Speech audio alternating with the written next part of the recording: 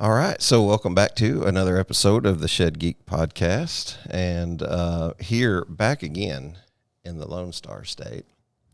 Welcome to Texas. I'm having a lot of fun being down here in Texas. It's like my second home. Jeff, introduce yourself for those who don't know you to the audience.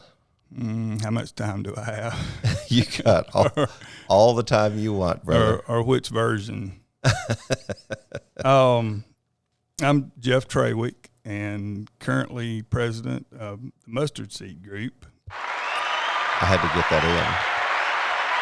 to get that in. You're good now. Out of Abilene, Texas, and we are RTO providers. To start at the top, I've got shout out to my team. Kelly Cummins kind of heads up our collections efforts. Wait a minute, we got one more in here. We can do this. We can do this all day. Yeah. Let me know when you need this one. Hopefully not. And Terry Barnes, no pun intended. She's not Terry Sheds, but Terry Barnes handles all of our B2C activities. Christiane Chetta handles all of our B2B activities. John Powell, our biz dev head of state. Marcus Emilio, and I never can pronounce that correctly, and I apologize, Marcus. I wish I could. My tongue won't do it, but usually at the office I call him Marcus Hallelujah, and he seems to not mind. And then there's Sam Benson. He's the owner of Mustard Seed Group. He's at the ownership level, and he's who I answer to. And he is our capital source. His strong suit is finding funds for whatever deals we might drag up on the table. Uh-huh. And so it's a nice, well-rounded out team. And Sounds like a lot of, I'd love to meet all these people at some point. We'll have to head down to Abilene, and I'd love to say hello. And now I'm wondering who I left out. oh, you'll never. It's running through my mind. I don't think I did. Yeah, it's almost impossible to always say thanks in a way that you want to. Oh, Sam Roberts he interned with us this summer. Shout out to Sam. He's a ACU student in finance, and matter of fact, he went back to school I think Monday. Okay, but he's been helping us out. Very good. So I see your ads a lot. I really like your ads. I more than once have read that, and it shines through in Mustard Seed Group. What a cool name, because of that's I would imagine derivative of a Bible verse. Yep. So that's right out of Matthew. The mustard seed parable, which I love too. Yeah. Sam, going back to Sam, he bought the lease management services is actually the DBA that we service our contracts through. Uh-huh. And he purchased the company back in 2011. And I met him through the MBSRA several years ago at a meeting. I believe we were in Nashville. Okay. And we hit it off, and I went to work with him in 2019. Is that what I told you last night? Yep, that sounds right. 2019. Guys, I had the coolest experience getting to hang out at the Jeff Trawick Man Cave. So listeners should be jealous. Just saying. He kept me up till 1:00, so I'm just a little worn out. Me and you were today. chatty. That's the problem. True. Me and you were both chatty, so neither one of us know how to stop. Right. I enjoyed it, and hopefully we'll enjoy steak dinner and some more conversation tonight. How's that sound? Absolutely. So lots of folks are familiar with Mustard Seed Group. Lots of folks are familiar with Jeff Trawick. Tell us something that we don't know. How did you get into the industry? You woke up one day and you said, I want to run an RTO company. You followed your dreams and made it happen. Is that accurate? Actually, no. Okay. I bet there's a different story. Yeah, actually, no. I probably got into it by accident, Shannon. Uh-huh. By the way, is it Shannon Latham? It is. Or Latham Shannon? It's Shannon Latham with a first name Shannon. So interesting story on that. I think you'll appreciate. My mom was going to name me Sean. Okay. So it was going to be Sean Latham. My mom's a Helton. She's the only girl out of 9 kids. So I grew up with a bunch of cousins, last name Helton, and I was like, why ain't I Helton? You know, she was the only girl. And she was married previously, and my half-brother was Helms. And I'm thinking, I'm not sure what's going on. This 6th child of my dad's 3rd marriage. So we can get into all the family history and get Jerry Springer on here before too long, and we'll go through all those details. But my mom was going to name me Sean. Sean Latham was going to be it. She was watching soap operas at the time, and there was a show called General Hospital. You may remember. I remember it. And there was a guy on there named Sean that she liked. She'd followed that, and she just liked the name. And she said, I'm going to name my son that. I like that name. And that character on the show, she told me, turned out to be a serial killer 2 weeks before I was born. And she said, I ain't naming no son of mine Sean.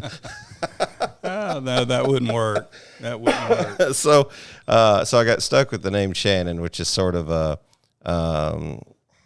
I've even been teased on before, you know, the name Shannon. It's a girl's name, it's a boy's name, it's this, that, and another. So I've gotten used to it. I've never had a nickname that stuck. I always wish I'd have had a nickname. I'm opening myself up right now. As I say this right now, I realize what I'm doing. So never wanted a nickname, like I was saying. Right. But no, that's it. So it's Shannon. I'm sorry to go down those rabbit holes, but that's me and you all day long. I got into it by accident. To get back to your question, I came to Texas in 2007 and met a yoder. And I didn't even know what a lofted barn was. Yeah. In 2008. Some people would still argue, what is it? Yeah, I may still not know. But I found out what a lofted barn was and met a yoder. And it turns out the yoders are kind of like the Chinese, Shannon. There's everywhere. Lots of them. Yeah, there's lots of them. But they were having difficulty with their transportation department. And I was kind of contracting work at that time. And he asked me, could I help him? I said, well, I have done that before. And long story short, was able to, get everything in order, get the federal motor carrier satisfied and all the files in order. And then just one thing led to another. Like I said, I learned what a lofted barn was. Next thing you know, I was taking a ride with a driver just to see how they were delivered and set up. But I have a construction background, and I'm a very agrarian guy. Like, I grew up feeding Hereford and Charolais cattle and in construction. So I can, even though I'm in rent to own, I can relate to the shed hauler guys, really well.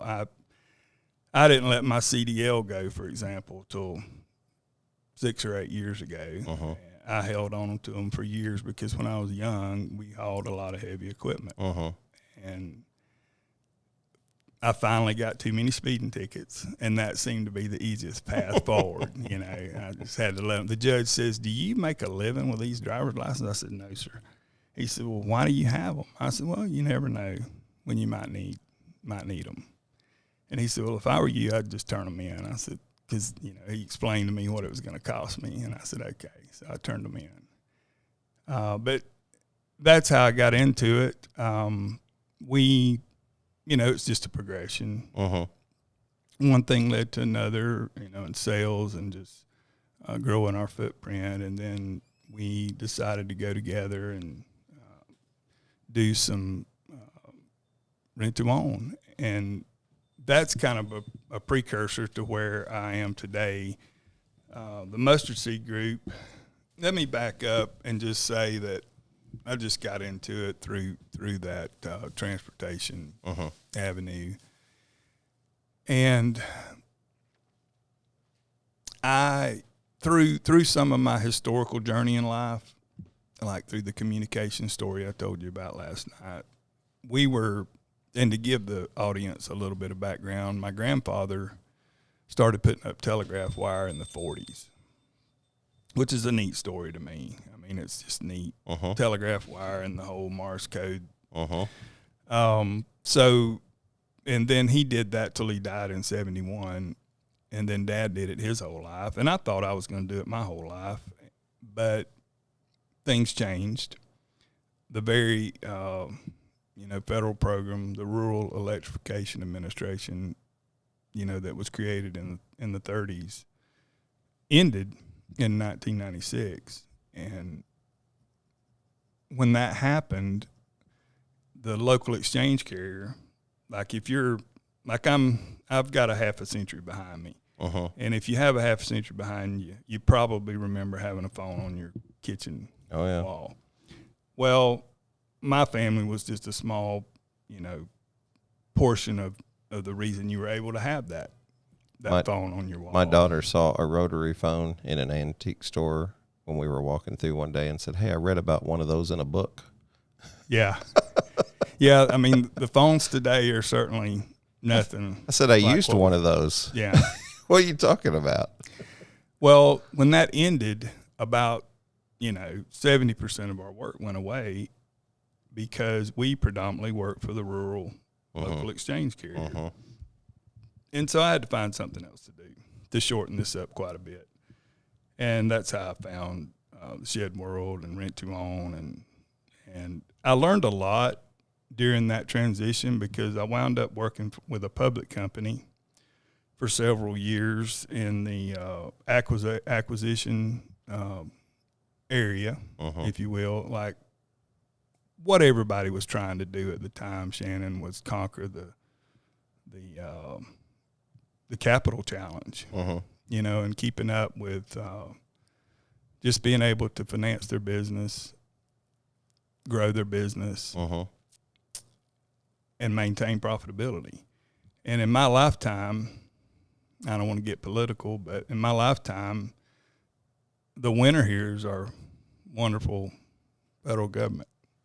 Since 1965 to 2022, I'd say they've done pretty well. Yeah. And, the value of the dollars, plummeted from an actual dollar to, 3 or 4 cents today. And we're dealing with that in the public space, which is, makes rent to own a really good option. It enables people to have things that they might not otherwise be able to have. The idea of it is just what it sounds like. It's rent to own. The idea is for them to ultimately own this shed. And so it's just been a progression of what I learned in my younger life and then trying to apply that to different manufacturers and transportation groups that I've dealt with through the years and enable them to grow and see, their lives fulfilled and their families taken care of. And so that part of it's been fun. When you have the ability to access the capital that's needed to conquer whatever challenges that's in front of you, and you see it ultimately bless, those that you're serving, and you see, you get that phone call that, one of your employees paid off their home, or we're able to buy a piece of land or something like that. That's nice. You have so much, just through our conversations last night, so much history behind you outside of the third generation business that you were a part of. A big part of your life has been rodeo. Yeah. A big part of your life has been, just so much, but authenticity in terms of like, you remind me of like a cowboy. You said last night it was. That's fine. It was. I like that. It was God, and then it was. Well, there's Jesus, and then there's John Wayne. John Wayne, yeah, and Dad's in there as well. So I like it. I appreciate it about you because it comes across as very genuine, and being where we're at and just hanging out with you, everything that you're like one of my favorite people to hang out with so far. Thank you. Everything is genuine that we experience. Well, I'm not smart enough, Shannon, to put on a show. Yeah. That's why I tell people too. I'm like, I can't fool people like that. I better live transparent, and just because I'm not that slick. Yeah, it's. I don't want to have to remember anything I've made up. Yeah. Just go day to day. Yeah. So, what was it about rodeo? Well, going back to my communication days, I wound up getting hurt back in '87, busted my leg up pretty good, and because I grew up playing ball. Uh-huh. Well, when that happened, I mully grubbed around for a couple years about it because I didn't sit the bench growing up. I was usually on the field, and it hurt my feelings. Uh-huh. But some of my friends were roping there at home, and I thought I could do that, and I won't need my feet.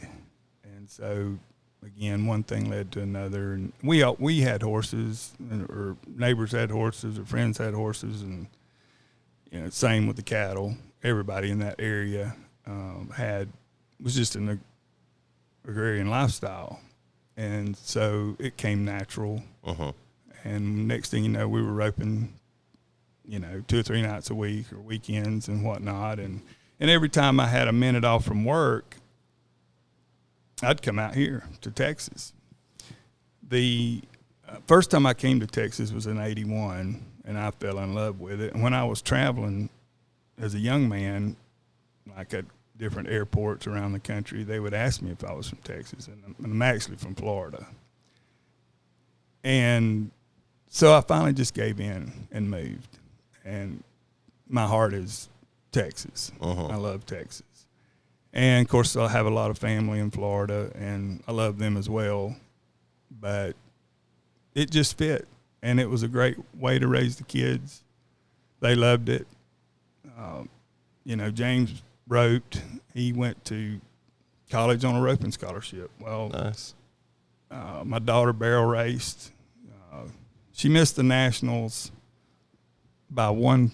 I may not even remember this correctly, but she made it to state, and she has an interesting story. And I know this is not what this is about, but she. It's hard to not expand on family. It is, but her horse got hurt her senior year, and I had a rope horse that she used instead of her barrel horse, and instead of running barrels, she decided to calf rope. Well, long story short, she pulled herself up by her bootstraps and wound up placing 10th. She was a few rodeos behind because her horse got hurt. She had to regroup, and she wound up placing 10th, made it to state, and then she was basically one run away from making the nationals, and I was just real proud of her for coming back from a setback. Yeah.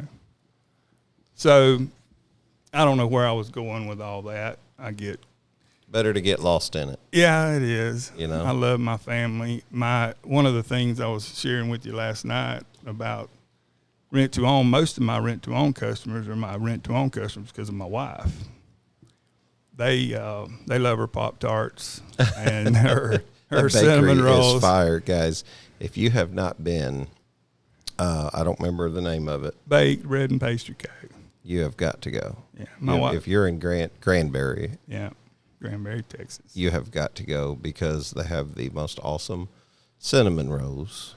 They have some cool biscuits and gravy, and I think behind me it says, "Yeah, I love you like bits." I and love gravy. you That's like biscuits and gravy, so that fits. Yeah, but some good coffee, and yeah, man, that bakery is on point. Most of my customers, most of our customers, know me as Chris's husband. Yeah. They don't really know who I am. They just know that's Chris's Lost your husband. whole identity, Yeah. didn't you? But Well, I'll that's tell great. you what, that bakery is great. And Thank you. Yeah, I felt at peace there. I think that was the coolest thing is when I walked in there and I really felt you could just judge by the aura of walking in there.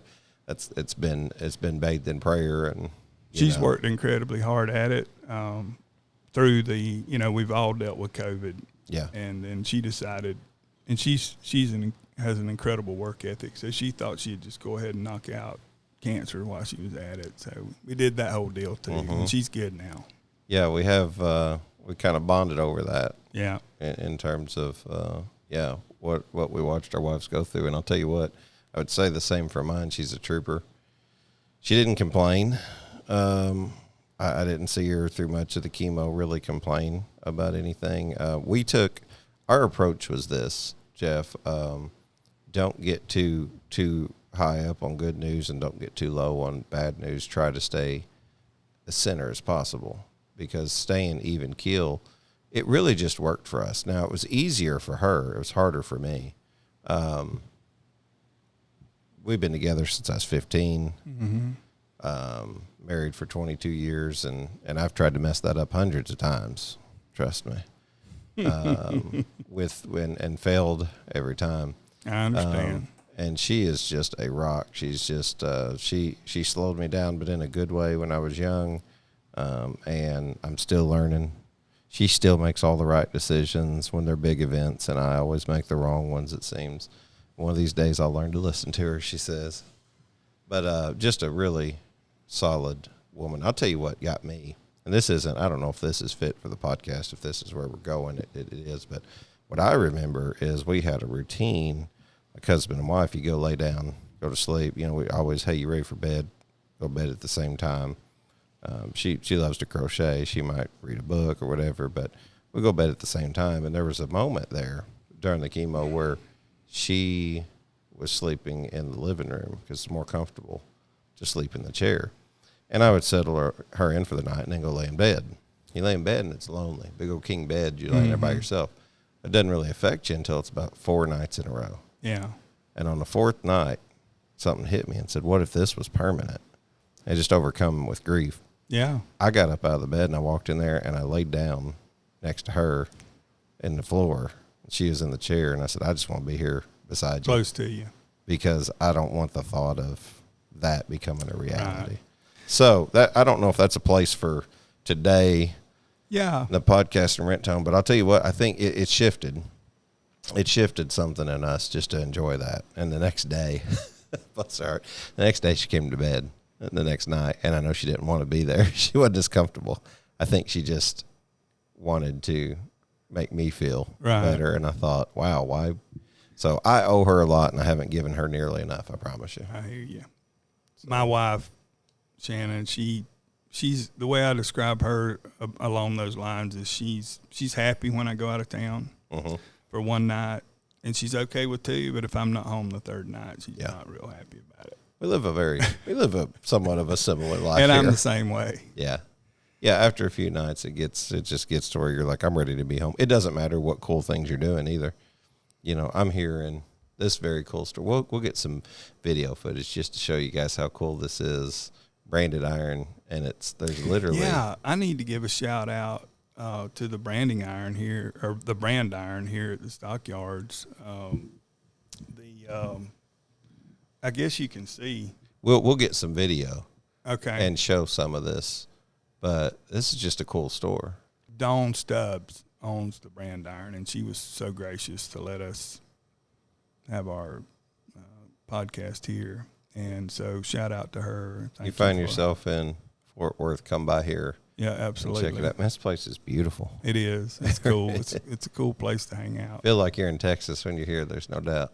And, just going back, Shannon, to, our setting here is full of branding irons, and to go back to the cowboy theme and mustard seed and all those things, I'm kind of a ride for the brand kind of guy. And so when you sign up to on a ranch in Texas to work, or, you ride for the brand as if you own it. Uh-huh. And that's kind of how I try to approach, our our business relationships, kind of since you're all in. Uh-huh. And with mustard seed and then the whole mustard seed parable, our goal is to obviously look for fertile soil or good soil to invest in or to plant in. Our little MO is to plant, nurture, harvest, plant, nurture, harvest. And you can do all that, but if you don't do it in good soil, you're not going to get much of a yield. Yeah. And so, we're not looking to sign up just anyone. In the 21st century, there's a lot of different models out there. There's, not to get into any names, but there's big box stores. There's online stores that, you can buy stuff and never talk to anyone. And those are, I think they have their place. I know I have those accounts, and for a few staples in my life, I sit there on the couch and replenish our closet. But when you're making a purchase, a significant purchase, or a purchase that's going to be on your property, that matters, what it looks like, whether it's pretty or not. You want to get a little bit more involved in that, I believe, than an online purchase. And I know there's a lot of guys out there that would argue that. And there's been a lot of sheds that are sold over online that, and it just shows up in their yard. There's some challenges with that, but I'm sure that everyone in the space will get that ironed out eventually. But we're just looking for the type of manufacturer that cares about their brand, rides for their brand, loves their community, and wants to create a sustainable environment for their community that they can nurture over time. I'm not looking to be, we're not looking at Mustard Seed Group. We're not looking to be all things to all people. So, but if you go to our website, it's mustardseedgrp.com. We don't know why it's GRP, but it's grp.com. But I'm assuming there was a Mustard Seed Group domain maybe taken. Obviously. But you can go there and see that, we're a boutique rent-to-own outfit. It's a high-touch, relationship-based operation. We have a lot of fabulous clients, and they're not with us just for the Pop-Tarts. Yeah. Okay. We have an awesome rent-to-own program that it's different. I'm not going to get into it here. You can call me. That's a good reason to call. You can mustardseedgrp.com and look us up, info at mustardseedgrp.com. And John Powell, our biz dev guy, will tell you all about it. Or I will as well, or any of our team will. But we like relationships and that pace.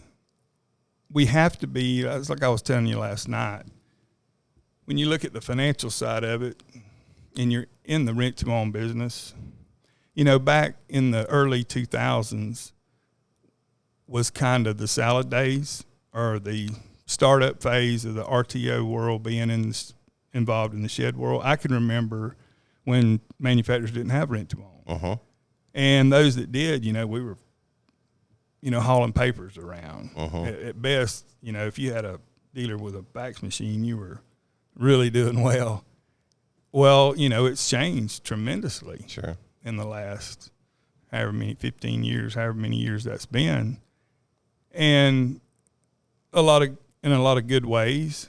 But for the RTO programs to be worthwhile, everyone thinks that rent-to-own is incredibly lucrative. And you could probably argue that in the early days it was, because in the early day, everything has a beginning, middle, and end.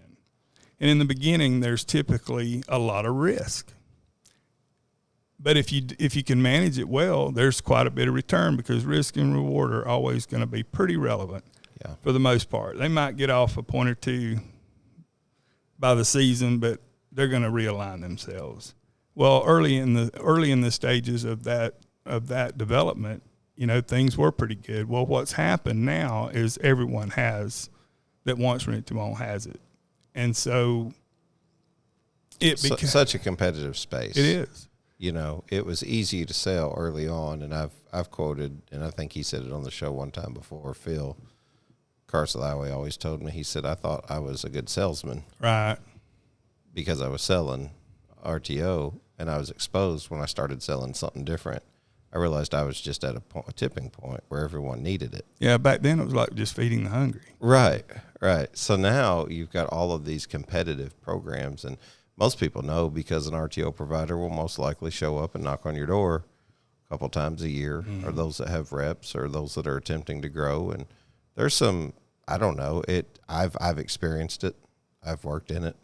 I understand, I've contemplated the idea of helping use it to fund the show, to get into it just for that reason, right. to help fund and maybe not go out and try to compete on a national brand. I don't even know if that's available anymore. Well, the grass always looks greener, Shannon. Yeah. It always does. There's a guy I know that says the grass is greener under me. That's the way I look at mentality. My mentality is wherever I go, I'm going to try and create the green grass. It takes an incredible amount of money. In the early days, It was all about Uncle Joe and cousin Jim, and friends and family funds. Well, the first problem we ran into was running out of money. Yeah. And so later on, internally, inside of our space, we started reaching out to some institutional capital and just happened to find some that kind of advanced the ball down the field for a few more years. And now, now what's happening in the space is, everyone's looking for that yield. And so you have a lot of outside entities looking and coming in and purchasing. There's been several purchases in the last few years, a reshuffling of the deck, if you will. There's been several companies that have sold, several companies have bought other companies inside the space. There's companies been purchased with outside capital. So the space is developing nicely. You asked me last night what I loved about the space. I love lower middle market stuff, and this is where this is. Like, it's not that much fun to do startups because, like I said last night, there's a lot of diapers to change. Yeah. Well, once with that beginning, middle, and end deal, like I would tell you that the rent-to-own shed space, for me at least, is, it's maturing. We've changed all our dirty diapers. We've kind of had our civil wars, if you will, and it's starting to mature into a really productive space. And so everyone's, I believe, trying to figure out what model, who they want to be, what they want to represent, what they want their brand to look like, who they want to partner with. Is it the right partner? So there's just a lot of discussions right now going on around that. We're nowhere near mature. Yeah. But we're becoming more and more organized. And like we discussed last night as well, there's a lot of software entering the space. And through that, people are able to collect data from the use of those softwares to make better decisions. And so, that's kind of what's happening right now. And there's a lot of, and sheds have been around forever, and they'll continue to be. It's shelter. The rent to own portion of it is great for the shed industry, but a lot of manufacturers now are building tiny homes. They're building living quarters. Well, you look outside of our space at the housing market. To touch on the value of the dollar, we talked about a few moments ago, and what's going on with outside forces, guess what? Now there's a huge demand for tiny homes, and that hadn't just started. It's been going on for years. Sure. And so the struggle there again is there's kind of a breath for everything under the sun, right? And it's the same with dollars. There's a dollar for every activity under the sun, but the dollar for rent to own doesn't necessarily fit the dollar for traditional finance. Every dollar has a different definition. You've said this, I've heard you say this, and you've heard it. You can't stand by the same river twice. Well, you can't spend the same dollar twice. It's always a different one or the next one. And so, as you look at that and you're trying to figure out where everyone's going to go or what everyone's going to do, there's good news. And the good news is there's room for everyone. There's, at the end of the day, whether it's a price point model or a quality and service model, whatever someone chooses how to serve their community, there's room for that. I was telling you last night, there's a verse in Proverbs that says your gift will make room for you. Uh-huh. And so there's a lot of comfort in that for me. For example, that verse always spoke to me. There's room for you to serve, because that's what we're supposed to do anyway, is serve one another. You would say that we're a long ways away from saturation. Because you hear a lot of people talk about the bubble pop. When's the bubble pop? When do sheds quit selling? I think the answer to that is wrapped up in a lot of your precursor here in acquisition. I don't think it's as much as saturation and the bubble popping as much as it is maturity. And what happens is you have bigger players want to move further into the space, and and it's not always bigger players, more hungry players that want to move into the space farther, and you have some that just look at it as a living. I'll tell you a story. Dad called me during COVID. I wound up getting it like most everyone else, and he called to check on me. He said, "What do you think about this pandemic?" Dad's going to be 80 this year. And I said, "Well, I'll tell you what, Dad, when God created us, he didn't put us in a skyscraper, put us in a garden." And so I share that story with you. Everyone went and bought a shed during COVID because everyone was at home, and Mama said she wanted one. We're going to fix up the place. But what you have now, or a lot of what you have now, is there's a lot of metro urban people moving out to rural America, at least trying to, which is kind of hijacking our real estate around here. But the point is they're looking for 5, 10, 20 acres, and they're going to want a shed. People in apartments don't want sheds. Right. But if you have any land at all, you're going to want a shed. And I can remember some of the guys I've dealt with over the years in the shed space, and it goes back to the telecom where you're always worried about where your end is.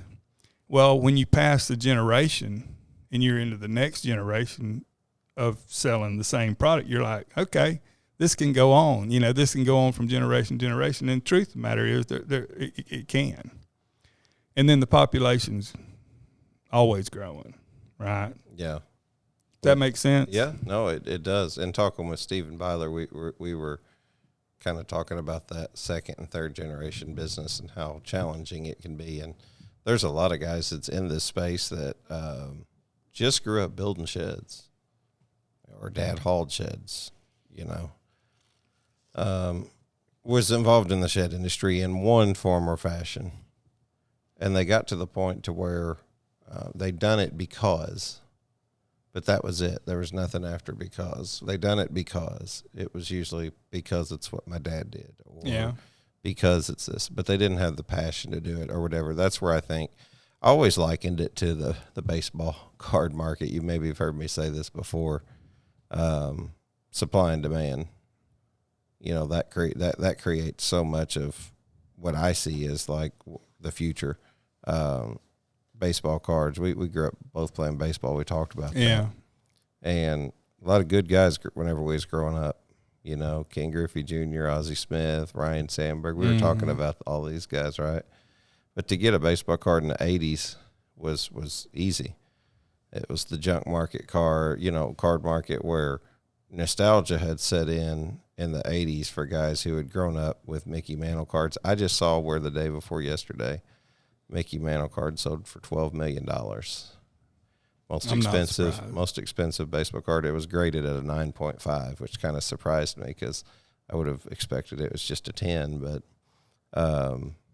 see, that would have been $1 million in 1970. Yeah. It's so wild for me to to think about something like that. But the point being, the nostalgia set in, and I can remember my mom talking about, oh yeah, we had all those cards. We threw them in bike spokes, and we got rid of them. Like they would just buy for the bubble gum. They didn't want the cards. I remember. So she said they would throw them out all the time. Well, that created the nostalgia because the supply was low, demand was high.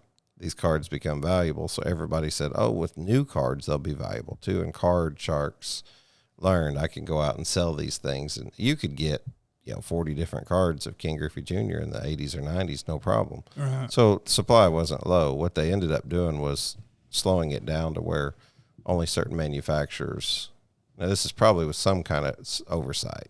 I'd hate to say government oversight because I hope not, but some kind of oversight basically said we've got to slow down the supply and demand. Right now, if you go try to get cards, you buy cards, there one or two manufacturers make them. Instead of having 50 manufacturers out there putting them out, they increase the value. So cards are actually valuable again. That junk market card in the 80s and 90s, I still see them selling stockpiles of them that they saved. Is that right? Thinking it would be worth a lot of money for years. I think, so what am I saying with that is if you liken that to the shed industry, I think that eventually the long-term hungry players stay in for the long haul. And that's where acquisition comes in. That's where, it's in RTO also in sheds. So yeah, there's a lot of people that get in a particular space early, and you can look at that like a long weekend of fun. Yeah. And they want to get in while the margins are good. But as soon as there's work involved or, things tighten up a little bit, at the end of the day, you're going to have the people that love the space and want to be in the space. Yeah. And so we're just on a, march toward that end. What drives you to it? What drives you to the shed industry? I try to keep everything positive on the show. Rising tide lifts all boats, create a bigger pie, create a bigger market share so we can all eat a little bit better. I have experienced the opposite of that. And many people have told me, you'll experience that in any industry. So that does exist. The negative side of things do exist. But what are the positive things that bring? It's the family, the faith, the relationships that you develop through this. For me, it's just obedience is greater than sacrifice, right? Just following Lord's will and saying, okay, I'll go even if it don't make sense, or I'll say this or not say that if it doesn't make sense. Far from perfect. I'm not, you know what I'm saying? Walking in perfection by any means, but I try to listen, and I get some things wrong. I would have never met you. That's right. Yeah. And I've met a ton of people in the last decade plus of Yep. fun, wonderful people, and it's been a lot of fun to share my life with them. Yeah. Yeah, no, we sat and talked about our testimonies last night together, and that was those are the coolest parts. You know, they are. Those are the coolest parts of what we get to do, and I think there are a lot of like-minded people in this industry who have a desire to get along. I think that overshadows. Hope has to overshadow the rest, right? It does. One thing you've heard this said, Shannon, it's not, and I may get this wrong, but it's not necessarily what you do for someone that they remember. It's what they remember is how you made them feel. Yes. And that's fun. Yeah. That's fun. I'm older now, and so I'm not the same guy as I was in my 20s. Yeah. And 30s, and so, the kids are grown, whole deal, the grandbabies are coming on, but it's just so I've worked on my listening skills over the years, and that's all I'm saying. I've tried to be a good listener, because if you can be a good listener, chances are you're going to actually hear, what the challenge is, and then you can maybe take some prior experience that you've had in your life and kind of help them through, where they are at the time. Yeah. So where do you think it's, we kind of talked about where you came from, where it's at. Where do you think it's going? What is your crystal ball? I kind of ask everybody, what's the crystal ball tell you for the shed industry, where it's heading? Well, we touched on this earlier. There's room for everyone. There's going to be several different models. Mm-hmm. You know, I look at the auto industry a lot because it's older, it's mature. It's probably the better word. They have their capital, they have their manufacturing, they have their sales, they have their service, everything we have, transportation. And so I kind of look at that, and I encourage everyone in our space to look at that when they try and solve the current dilemma. But everyone's going to pick a spot. They're gonna pick a model that they want that makes them feel good about what they represent. That's what they're going to do. But all that's going to happen is it's just going to continue to mature. You know, the capital's going to become more intelligent. The operations are going to become more fine-tuned. It's going to run more efficiently. And hopefully, you know, a lot of industries, and especially in the U.S., you know, ultimately wind up going corporate and lose some of their hometown feel and touch. Hopefully that'll be a long way down the road, and maybe it'll never happen. I don't know. I like that. I've always kind of missed that local economy, that and the vibe that provided. I think a lot of what develops in business is because of our governing bodies. That's kind of the only path forward of survival is under that, you know, whatever model that it's how they regulate it. But, you know, one thing I'll speak to, Shannon, you know, a few years ago, it was pretty much all a T111 shed, for example. Well, you know, a lot of that moved towards they're fancier, you know, they're painted. A lot of that was done to satisfy HOA.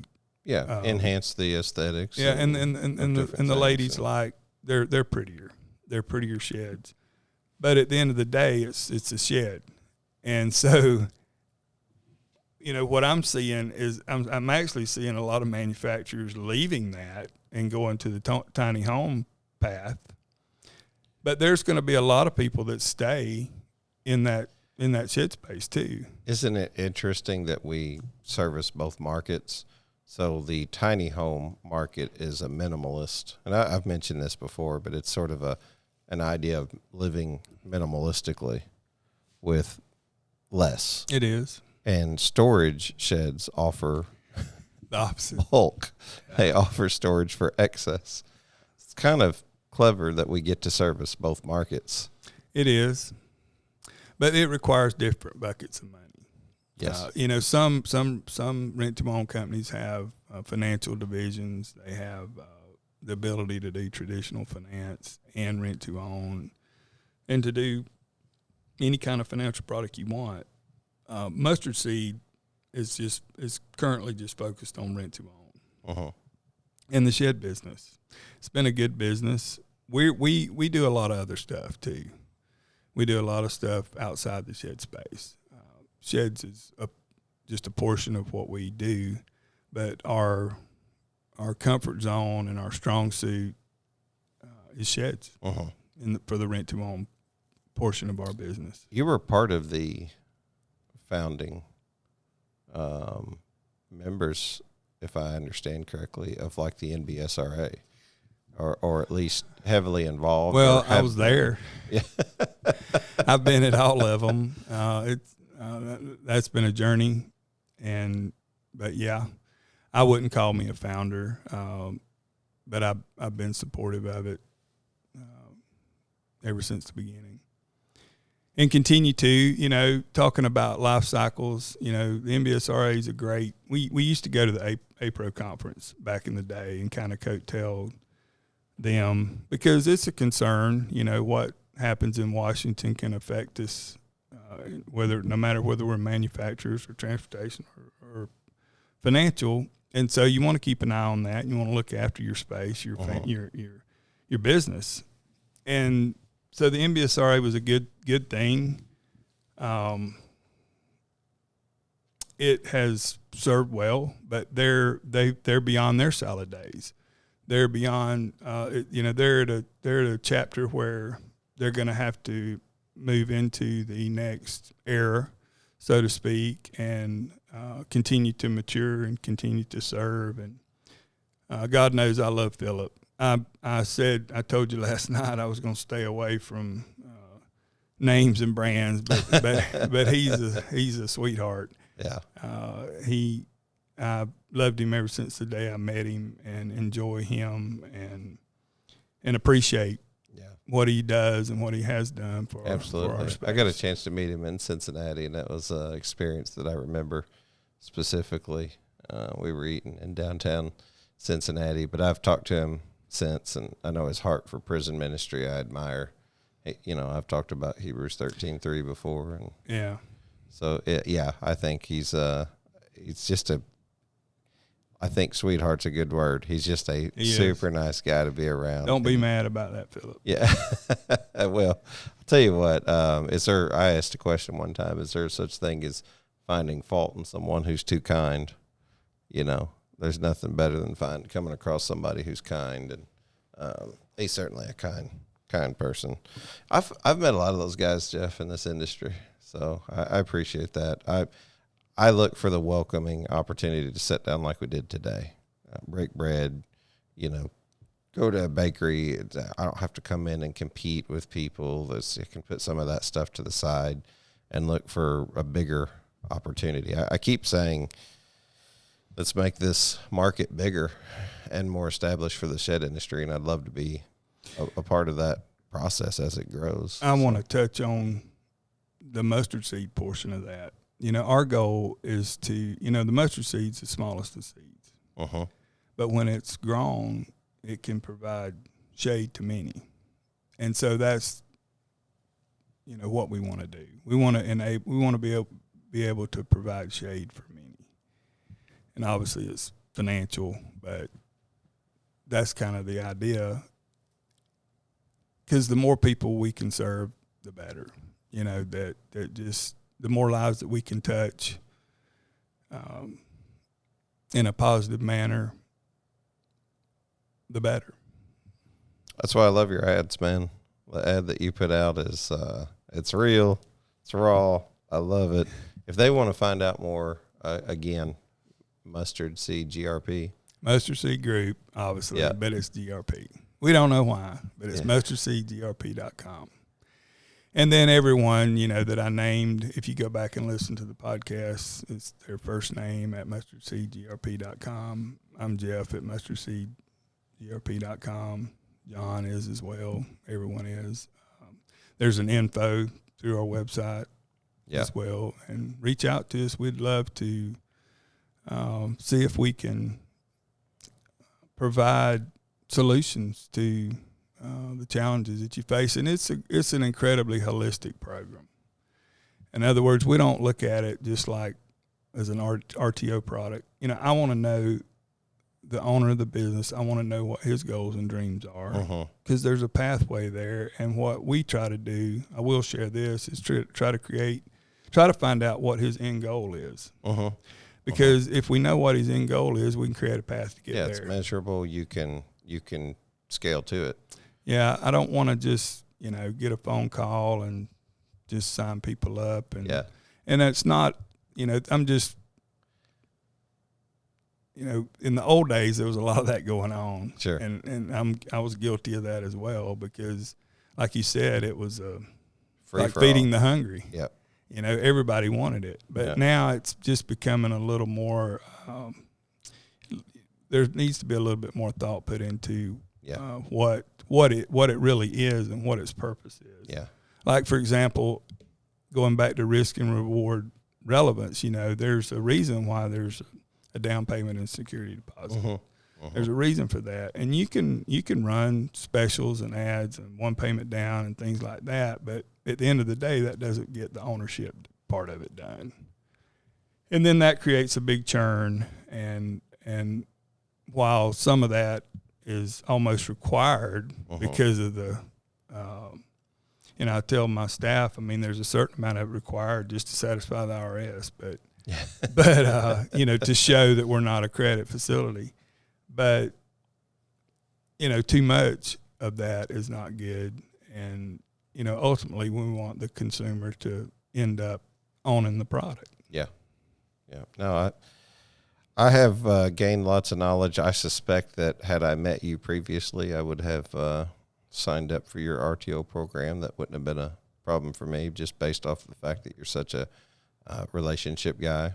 I would encourage others to call you. I would encourage them to. That's the thing. Call and message and talk to somebody, because you don't know. Answer's no if you don't.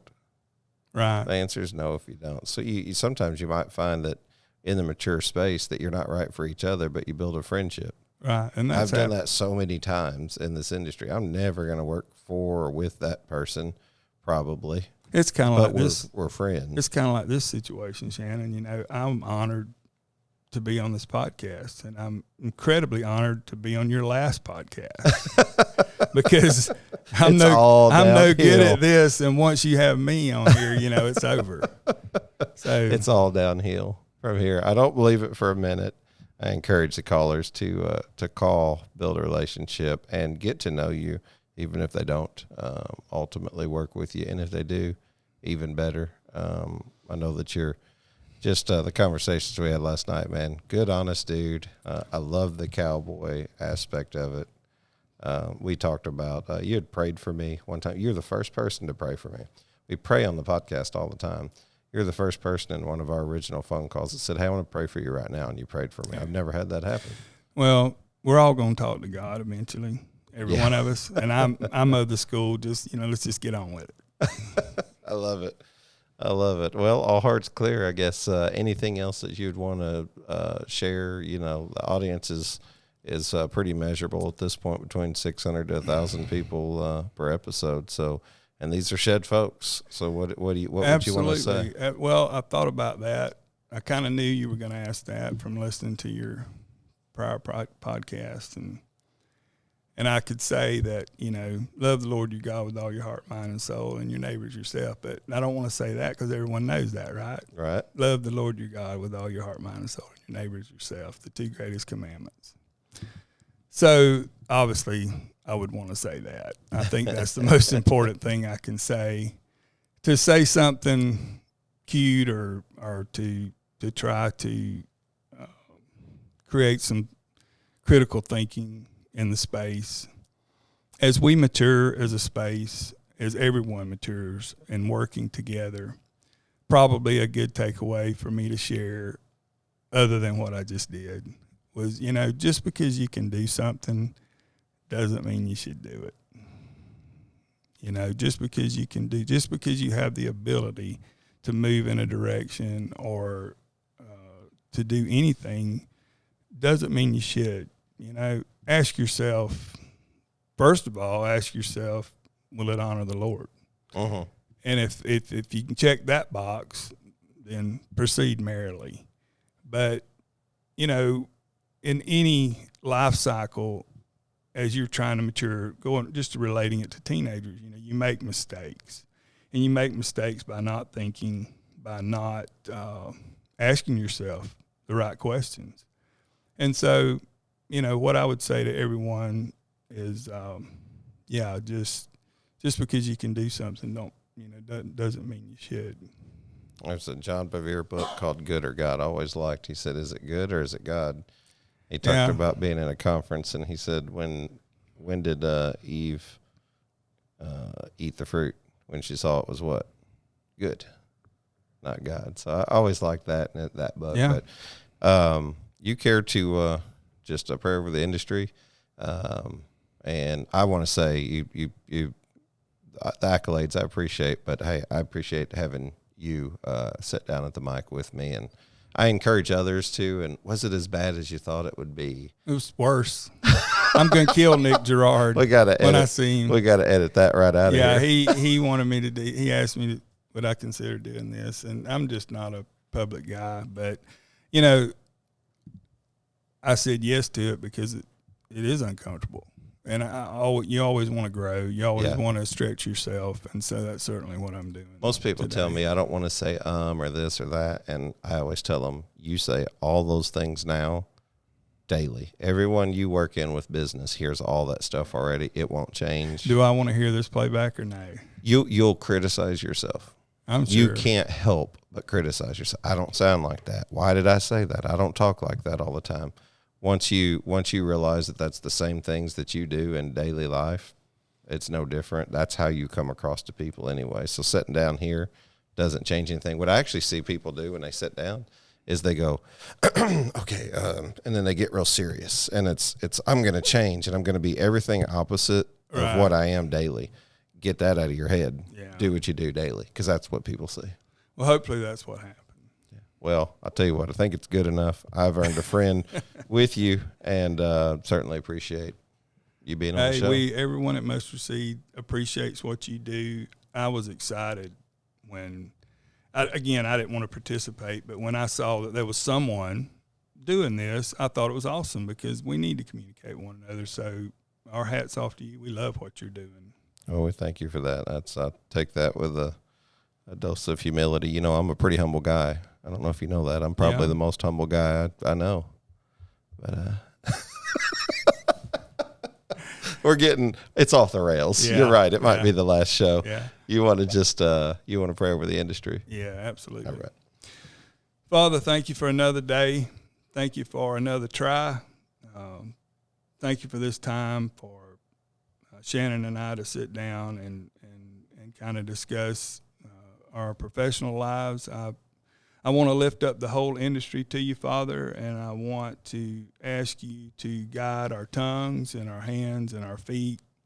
I pray that you would give us discernment and wisdom in the decisions that we make daily in our businesses and our companies, for our vendors and for our employees and just everyone involved. I know, Father, I'm thankful for this space and for you allowing me to serve everyone that I've been fortunate enough to serve. And I just ask that you bless them all today, bless their families, and I especially ask that you bless Shannon and his family and undergird him and support him as he uses the gifts that you gave him to bring us all together and to help us communicate with one another and create value that hopefully, Lord, that you're pleased with at the end of the day. We thank you so much for all that. Most of all, we thank you for your Son, that we might have eternal life with you. And we pray and ask all this in his name, on the count of his blood. Amen. Amen. Appreciate you, brother, being here today. Thank you for having me. Yes, sir. I hope it's not your last show. No, I think we're good. I've enjoyed it so much. We're gonna have to go hat shopping or something while I'm down here. I plan to take you down the street here. Very good. Thank you, Shannon. Thank you.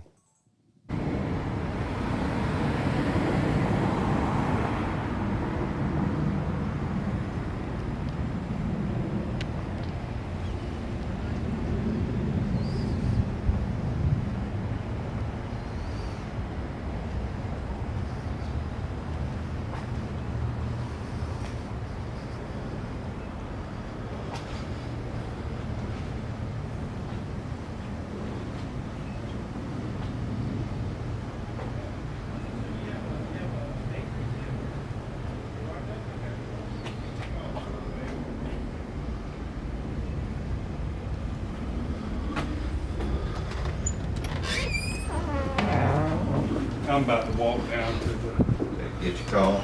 Are you ready? restaurant. I'm leaving at 12. I've been down there with James. Just hanging out, huh? Yeah, I'm visiting. Yeah, I thought that our interview was tomorrow with him. Found out it was at 2 o'clock today. I thought I had scheduled it for tomorrow. My plan was to cut out early today, us hang out, and then sleep in tomorrow. Yeah. And whenever I looked at my Google Calendar, it said 2 o'clock today, and I was like, no, this ain't gonna work. Well, you got 2 down? Yeah, I did. The good thing is I can come back later and we can just hang out, and I can still sleep in. I'm thinking about going up to Arkansas tomorrow. For the most part, I'm trying to push people out to like shut up right now. I'll be pushing people out to pushing people out to leave right now. Like I said, I know I'm going to work the booth at the NBSRA. Bill is sponsoring the booth. Well, specifically at the NBSRA. They had a couple booths come up. I think Jason Grader did one last year, but Bill's actually going to have a spot. I'll be there a day ahead of this year. I'll be there a day ahead, and I'm meeting with 4 guys I'm trying to put this shit seminar together with. Probably that evening. I think that could be it, too. I don't know if we did one winter, but I hope all of this. We're really trying to make this thing happen. But the haulers got these. The haulers got rigs. They got $100,000 rigs. You know,